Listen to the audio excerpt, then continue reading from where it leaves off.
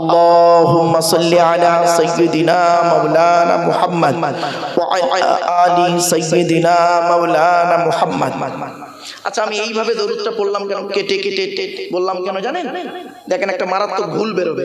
আমরা দরুদ শরীফ পড়ি কিরকম দেখবেন, আল্লাহুম্মা সাল্লি আলা সাইয়্যিদিনা মাওলানা মুহাম্মদ ওয়া আলা আলি সাইয়্যিদিনা মাওলানা মুহাম্মদ। ভুল। ওয়ালা আলে বলে কোনো শব্দ নেই, ওয়ালা আলে বলে কোনো শব্দ নেই বাবা, জীবনে ওয়ালা আলে বলবেন না। আচ্ছা, এটা কি? ওয়ালা আলে বললে নফির মানে হবে, নেগেটিভের মানে হবে, নাবাচকের মানে হবে, উল্টে গোনা হবে। আচ্ছা, এটা কি? ওয়া আলা আলি। কি বললাম বাবা? ওয়া আলা আলি, ওয়া আলা আলি। জি না বাবা, হয় না বাবা। ইমাম সাহেবের কাছে বসে একটু সংশোধন করে নেবেন। ওয়া আলা আলি, ওয়া আলা আলি, ওয়ালা আলে নয় বাবা। আলাটা হলো ইংরেজিতে বলে প্রিপজিশন, বাংলায় বলে অব্যয়, আরবিতে বলে হরফে জাররা। দরুদ শরীফটাই ঠিক মতো করতে পারলেন না, আর ভুলটা আপনাদের কি বলবো বাবা, আমি নিজেই তো ভুল বলে পড়ি, তা আপনারা কি শিখবেন আমার থেকে? এজন্য বাবা জলসা যখন দেবেন তিনটি জিনিসকে ঠিক রাখবেন। উত্তর 24 পরগনার মানুষ বাবা, আপনাদের হাতে ধরে বলে যাচ্ছি, তিনটি জিনিসকে ঠিক রাখবেন, তবে জলসা ঠিক হবে। কি কি? 1 নাম্বার বক্তা, 2 নাম্বার কমিটি, 3 নাম্বার শ্রোতা। বক্তা হতে গেলে তার দুটো জিনিস লাগবে। 1 নাম্বার বক্তাটা দেখবেন বক্তাটা সত্যিকারের আলেম কিনা, সত্যিকারের আলেম কিনা। এই লোকে বলেছে মৌলানা আল্লামা, এসব বলতে যেও নি বাবা। আমার আল্লামা শব্দটা কোথায় ব্যবহার করা হয় জানেন? আজ বলে যাচ্ছি, শুনে নিন আপনারা, অন ক্যামেরার সামনে বলে যাচ্ছি। আমি কটা শব্দ উচ্চারণ করছি, শিখে নিন। ইলিম, আলাম, আলাম, আলিম, আলিম, আল্লামা, আলাম। 7টা শব্দ উচ্চারণ করলাম, 7টা 7 রকম মানে। আবার বলছি, ইলিম, আলাম, আলাম, আলিম, আলিম, আল্লামা, আলাম। 7টা শব্দ বললাম, 7টার মানে শুনে নেবেন। ইলিম মানে জ্ঞান, আলাম মানে পতাকা, চিহ্ন, আলাম পতাকা, ওই যে পতাকা ফ্ল্যাগ, বুঝতে পারছেন ভাষা, আমার ভাষা, পতাকা। আলাম মানে হচ্ছে জগৎ। আলহামদুলিল্লাহ রাব্বিল আলামিন নয়, আলামিন বলতে হবে। যদি আলামিন বলে মানে উল্টোপাল্টা হয়ে যাবে। আলহামদুলিল্লাহ রাব্বিল আলামিন বলতে হবে, আতে টান দিতে হবে। কেন? আলাম মানে জগৎ, ওর বহুবচন হলো আলামিন। এবার আসছি আলিম, ইসমে ফাইল, জ্ঞানী। আলিম সিফাতে মুসাব্বা। বাবা আম মানুষ বুঝতে পারবেন না, আলেম যারা আছে তারা বুঝতে পারছেন আলিমটা কি। আলিম সিফাতে মুসাব্বা। এর উপরে হলো আল্লামা, ইসমে মুবালাগা, অধিক জ্ঞানী। অধিক জ্ঞানী লোককে বলা হয় আল্লামা। নিজের নামটাকে যদি আরবিতে লিখতে বলা হয়, ও লিখতে পারবে না। তার নামের আগে আল্লামা দিয়ে দিলে বাবা নিজের অ্যাড্রেসটাই লিখতে পারবে না, নিজের নামটা ঠিকানাটাও আরবিতে লিখতে পারবে না। তার নামের আগে আল্লামা দিয়ে দিলে বাবা কিয়ামতের মাঠে চলো, ওই মাঠে দেখা হবে। ওই মাঠে, কোন মাঠে? কোন মাঠে? কোরআন বলছে, আল্লাহ বলছেন কোন মাঠে? ইয়াউমা ইয়াজমাউকুমু লিয়াউমিল জামঈ যালিকা ইয়াউমুত তাগাবুন। 28 নম্বর পারা, 16 নম্বর, 28 নম্বর পারা 16 নম্বর পৃষ্ঠা, 1ম নাম্বার লাইন, সূরার নাম সূরা তাগাবুন, আয়াত নাম্বার 9। আল্লাহ বলছেন যে মাঠে সকলকে আল্লাহ পাক জমা করবে, সেই মাঠে দেখা হবে আপনাদের সাথে আমার। চলো এবার আসছি আলাম, ইসমে তাফজিল, গুড, বেটার, বেস্ট। সব থেকে অধিক জ্ঞানীকে বলা হয় আলাম। আমরা বলি আল্লাহু আলাম, আল্লাহই সব থেকে অধিক জানে। আর তার নিচে হলো আল্লামা, অধিক জ্ঞানী। বাবা তাফসিরে জালালাইনটা খুলে দিলে মিশকাত শরীফটা খুলে দিলে একটা হাদিস পড়ার ক্ষমতা নেই বাবা, তার নামের আগে আল্লামা বলে দিলে বাড়ি থেকে ভাববে এসব কথাগুলো। আমার যত ছাত্রছাত্রী, আমি তো কলেজ ইউনিভার্সিটি ছেলে মেয়ে পড়াই এবং পেশাগত দিক থেকে একজন উচ্চ মাধ্যমিক হাই মাদ্রাসার টিচার, তো বাবা আমি যত ছাত্রছাত্রী আমাদের বলে দিয়েছি, বাবা তোমরা অন্তত মানুষের কাছে গিয়ে কিছু দেওয়ার উদ্দেশ্যে মানুষের কাছে যাও। তো আমার বাপের একটু ধৈর্য সহকারে শোনার চেষ্টা করো, আমার বেশি শ্রোতা দরকার নেই, এই যে কজন বসে আছেন এই কজনই যথেষ্ট। এই জন্য আমি বলি চলো এবার আসছি, দরুদ শরীফ পড়তে গিয়ে এই ভুলটা কোনোদিন করবেন না, ভুলটা সংশোধন করে নিন। আল্লাহুম্মা সাল্লি আলা সাইয়্যিদিনা মাওলানা মুহাম্মদ ওয়া আলা আলি, কি বললাম বাবা? ওয়া আলা আলি, ওয়ালা আলেম, খুব মারাত্মক বড় ভুল, যারা যোগ্য আলেম তারা বুঝতে পারছে। ওয়া আলা আলি। আরেকটা কথা বলি বাবা, ওইভাবে দরুদ পড়বেন আল্লাহুম্মা সাল্লি আলা, আতে অত বড় টান আছে বাবা, যেখানে টান নাই সেখানে টান দিলে গুনাহ হবে, মানে পাল্টে যাবে গো বাবা।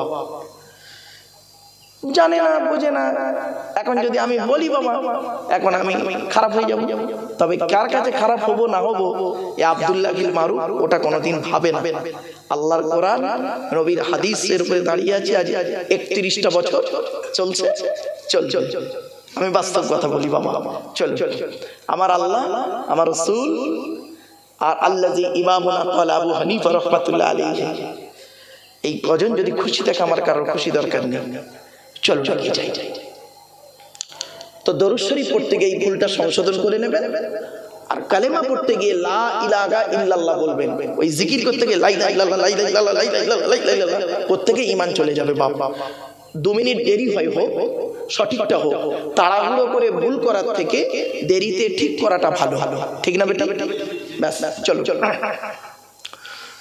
তো একবার আন্তরিকতা নিয়ে বাবা একটু দরুদ শরীফ।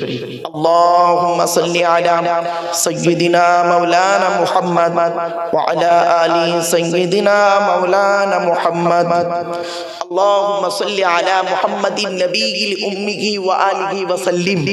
اللهم صل على محمد وعلى آله وأصحابه وبارك وسلم. কতগুলো দরুদ শরীফ পড়লাম না বাবা? যত খুশি দরুদ পড়তে পারেন আপনারা। আল্লাহ বলেছেন নবীর উপরে দরুদ পড়তে, তা আপনি এইটাই কেন নির্ধারিত করে ধরে রেখেছেন যে এইটাই আমার পড়তে হবে, ওইটা পড়লে কাফের হয়ে যাবে? এই ধারণা রাখবেন না। তোমার জানা নেই, তুমি বলবে বাবা আমার জানা নেই। আমাদের সব থেকে বড় দুর্বলতা কোথায় জানেন? শুনলে চমকে যাবে আমাদের ধারণা আমি যেটা জানি ওটাই ঠিক, আর বাকি অন্যরা কেউ জানলে সব ভুল। এটাই আমাদের ধারণা, এটা পুরোপুরি ভুল। এই দেখবেন একটা হাদিস বললে চমকে যাবেন আপনারা। মনে হয় হাদিসটা শুনেছেন কি তা জানি না। এই দেখেন হাদিস নতুন নয়, হাদিসটা পুরাতন, 1500 বছর আগে আমার রাসূল বলে দিয়েছেন। বুঝতে পারছেন? আমরা ওই হাদিসের কাছে পৌঁছাতে পারিনি, তাই আমাদের কাছে নতুন, ঠিক না বেটা? হাদিস কিন্তু রাসূলুল্লাহ 1500 বছর আগেই বলেছেন। হাদিসটা শুনে চমকে যাবেন। এই দেখেন আল্লাহ রাসূল বলেছেন নামাজের সময় তোমরা দুটো জিনিস কখনোই করবে না। কটা? বাপেরা শুনে নিন, এই মা বোনেরা ভালো করে শুনে নিন। আল্লাহ রাসূল বলেছেন নামাজের সময় তোমরা দুটো জিনিস কখনোই করবে না। 1 নাম্বার, পায়ের গাঁটের নিচে কাপড় ঝুলিয়ে পড়বে না। এই পায়ের গাঁটের নিচে পুরুষদের পায়ের গাঁটের নিচেই কাপড় ঝুলিয়ে পড়া নিষেধ। একদম বাস্তব বলছি। কত পিসা মরিসা বাচ্চা দেখবেন লুঙ্গিটাও ঠিক মতো পড়তে পারে না। ভুল বললাম বুঝি কথাটা? আগে লুঙ্গি পরা শেখ, তারপরে স্টেজে উঠে ওয়াজ করবি। আল্লাহ রাসূল বললেন নামাজের সময় পায়ের গাঁটের নিচে কাপড় ঝুলিয়ে পড়বে না। 1 নাম্বার। আর 2 নাম্বারটা কি শুনবেন? নবীজি বলেছেন মুখ ঢেকে নামাজ পড়বে না। মুখ ঢেকে নামাজ পড়বে না। করোনার সময় কি করেছেন? 4টা করে মাস্ক লাগিয়ে জুম্মার নামাজ পড়তে এসেছিলেন কি? হ্যাঁ মুসলমান, রাসূলুল্লাহর হাদিসটা মেনেছেন? বাবা আমার এই করোনার সময় একটা আশ্চর্য ঘটনা ঘটেছে। আমি এক জুম্মা মসজিদে গেছি নামাজ পড়তে, তো ইমাম সাহেব আমাকে দেখতে পায় না, দেখতে পেলে আমাকে দাঁড় করিয়ে দেয়। তো আমি একটু দেরিতে গিয়েছি, গিয়ে পেছনের দিকে বসেছি। তো আমার পাশে একটা হাজি সাহেব বসে আছে, হাজি সাহেব উনি দুটো মাস্ক লাগিয়ে বসে আছে, আমি মুখে একটা মাস্ক পরে বসে আছি। তো ইমাম সাহেব খুতবা দিচ্ছেন, খুতবা হয়ে গেছে, ইমাম সাহেব নামাজ শুরু করেছেন। আমি সকলে নিয়ত বেঁধেছেন, হাজি সাহেবও নিয়ত বাঁধছে। আমি করেছি কি মুখ থেকে মাস্কটা খুলে পকেটে দিয়ে নামাজ পড়ছি, বুঝতে পারছেন? এখন নামাজ হয়ে গেছে, সালাম ফিরতে ইমাম সাহেব, আমরাও সালাম ফিরিয়েছি। হাজি সাহেব আমার কাছ থেকে উঠে সরাস চলে গেল অদ্ভুত না, আমি মাস্ক খুলে ফেলেছি, বুঝতে পারছেন? ওর করোনা লেগে যাবে, চলে গেল। হ্যাঁ হাজি সাহেব। তো এবারে নামাজ হয়ে গেছে, মোনাজাত হয়ে গেছে, ইমাম সাহেব মোনাজাত করে কমপ্লিট। তো মসজিদের বাইরে বেরিয়ে হাজি সাহেব 4-5 জন লোককে নিয়ে আমার বিরুদ্ধে উল্টো পাল্টা বলছে। ওরকম একজন আলেম, বেঙ্গল ফার্স্ট হওয়া, অমুক হওয়া, তমুক হওয়া, গোল্ড মেডেলিস্ট লোক, অমুক তমুক হেনা তানা, উনি নামাজের আগেই মাস্কটা খুলে ফেললো। এতগুলো লোক নামাজ পড়তে মাস্ক পরে উনি মাস্ক খুলে ফেললো বলে চেল্লা চিল্লি করছে, জানেন? তা আমি মসজিদ থেকে বের হয়েছি, দেখি কয়েকজন লোক দাঁড়িয়ে আছে। তা আমাকে একজন, সেও হাজি সাহেব, সে বলছে, বললাম কি হয়েছে বাবা? তো সে হাজি সাহেব বলছে, হুজুর আপনি নাকি নামাজের আগে মাস্ক খুলে ফেলেছেন, তাই হাজি সাহেব খুব উল্টো পাল্টা বলছে আপনাকে। বলছে নতুন নতুন হাদিস বেরিয়েছে, যত দিন যাচ্ছে তত নতুন নতুন হাদিস পাচ্ছি আমরা, বুঝতে পারছেন? তা আমি তখন মানে এত চিৎকার চেঁচামেচি করছে, আমাকে এত তাওহীন করছে, তাওহীন মানে অপমাননা করছে, অপমান করছে, আমার খারাপ লেগেছে তখন। তা আমি সাধারণত ভাই একটু রেগে কথা বলি না, তা আমি তখন বলছি, যখন অতটা খারাপ বলছে না, তখন আমি বললাম, ভাই সাহেব শুনুন, আমি দুটো কথা জিজ্ঞাসা করব। বললাম বাবা তুমি পয়সাওয়ালা হাজি না জ্ঞানী হাজি? এলেম অর্জন করে হজ করে এসছো, না ছেলেদের পয়সা আছে, বড় ছেলে পয়সা দিয়েছে হজ করে এসছে, কোনটা? তখন সেন্টিমেন্টাল না, কেন কেন কেন? আমি বলি বাবা শোনো, তুমি আরবি পড়তে পারো? বলছে না। আমি তা তো পারবে কেন, বাংলা পড়তে পারো তাই তো, প্রোমোটারি ব্যবসা করো, তো এসো বলে এখন মোবাইলে দেখবেন অ্যান্ড্রয়েড সেটে সব পাওয়া যায়, ঠিক না বেটি? একদম মোবাইলে বললেই চটচট করে আসবে। এখন পকেট থেকে মোবাইলটা বের করেছি, করে টপটপ করে হাদিসটা বের করে বাংলাটা বলি, আরবি তো পড়তে পারবে না, বাংলাটা অন্তত পড়ে লোকেদের শোনাও, পড়ো। এবার পড়ছে, আল্লাহ মুহাম্মদ হযরত নবী করিম সাল্লাল্লাহু আলাইহি সাল্লাম নামাজের সময় দুটি কাজ করিতে নিষেধ করিয়াছেন। 1 নাম্বার, পায়ের গাঁটের নিচে কাপড় ঝুলিয়া পরিতে নিষেধ করিয়াছেন। 2 নাম্বার, নামাজের সময় মুখ ঢাকতে নিষেধ করেছেন। হলো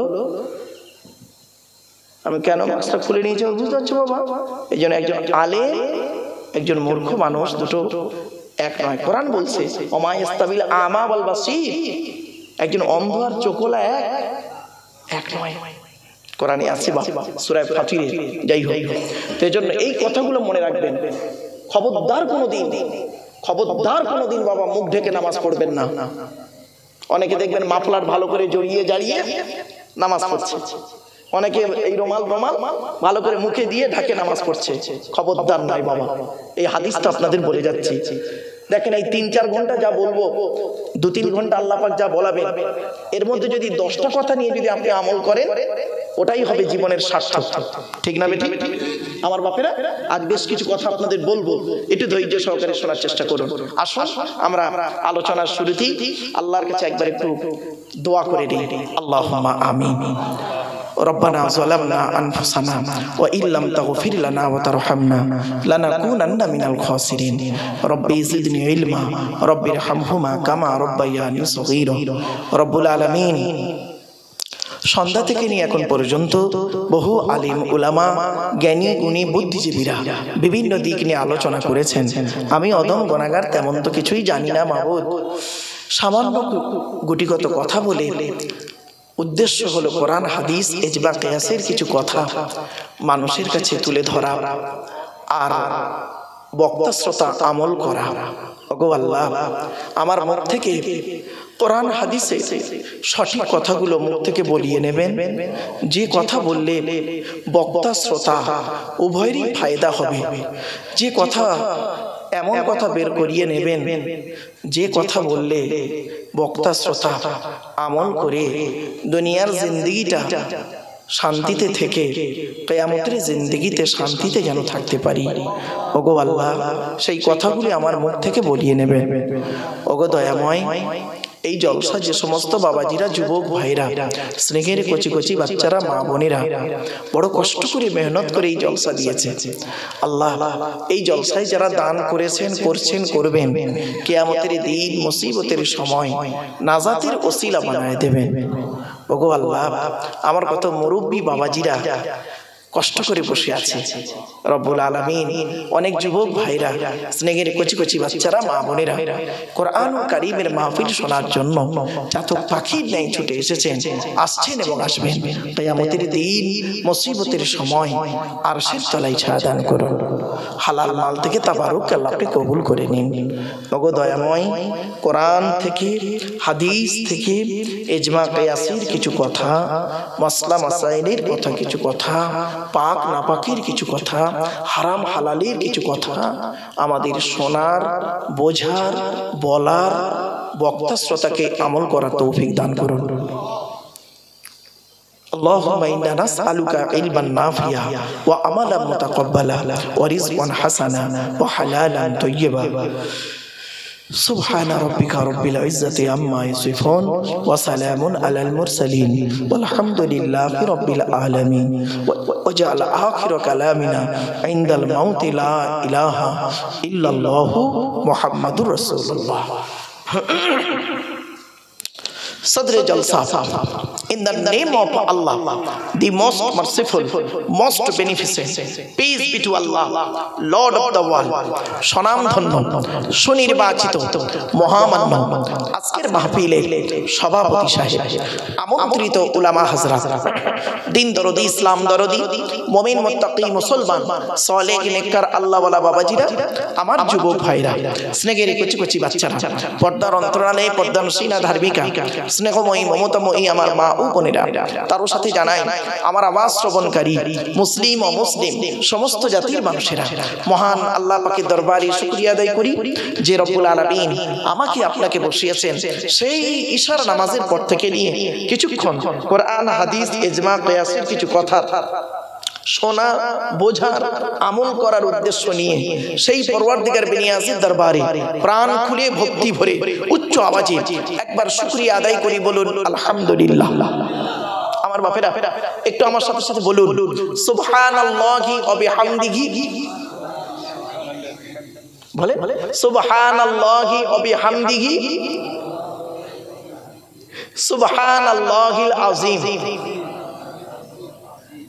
আচ্ছা, এটা বললাম কেন শুনে নিন, এটা আমার কথা নয়। বুখারী শরীফের এটাই হলো শেষ হাদিস। বুখারী শরীফের শেষ হাদিস এইটা, সুবহানাল্লাহি ওয়া বিহামদিহি সুবহানাল্লাহিল আযীম। এই হাদিসটা হলো বুখারী শরীফের শেষ হাদিস। এইটা বেশি করে পড়বেন। আল্লাহ রাসূল বলেছেন, কোন ব্যক্তি যদি এই তাসবিহটা, পৃথিবীর সবথেকে উত্তম তাসবিহ, এটা